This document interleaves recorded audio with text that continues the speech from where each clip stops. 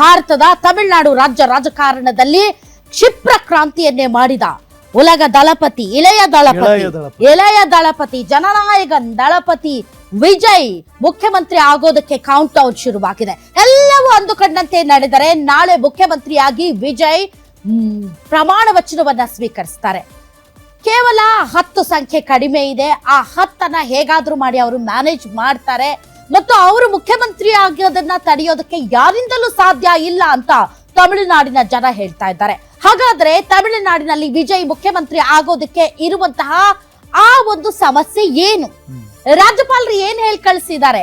ಹಾಗಾದ್ರೆ ನಾಳೆ ಪ್ರಮಾಣ ವಚನ ನಡೆಯೋದಿಲ್ವಾ ಅಥವಾ ನಡೆಯುತ್ತಾ? ಮತ್ತೊಂದು ಕಡೆ ಪಶ್ಚಿಮ ಬಂಗಾಳದಲ್ಲಿ ಮಮತಾ ಬ್ಯಾನರ್ಜಿ ಅವ್ರು ನಾನ್ ಮಾತ್ರ ಚೇರ್ ಬಿಟ್ಕೊಡಲ್ಲಪ್ಪ ಅಂತ ಕೂತಿದ್ದಾರೆ. ಅವರು ಮೋಸ್ಟ್ಲಿ ಒಲಿಂಪಿಕ್ಸ್ ಗೇಮ್ ನಲ್ಲಿ ಈ ಮಶಾಲ್ ಇರುತ್ತಲ್ಲ ಆ ತರ ಸಿಎಂ ಕುರ್ಚಿ ಅಂತ ಅನ್ಕೊಂಡಿದ್ದಾರೆ. ಓಡೋಗಿ ಇನ್ನೊಬ್ರು ಕೊಟ್ಟ ತಕ್ಷಣ ಅದು ಬೇರೆಯವ್ರಿಗಾಗುತ್ತೆ ಅಂತ. ಸೊ ಇದು ಪ್ರಜಾಪ್ರಭುತ್ವ ವ್ಯವಸ್ಥೆ. ಇದು ಒಂಥರ ರಾಜ ಮನೆತನದ ದಂಡನೋ ಅಥವಾ ಮುದ್ರೆನೋ ಅಥವಾ ಮತ್ತಿಂದೇನೋ ಅಲ್ಲ.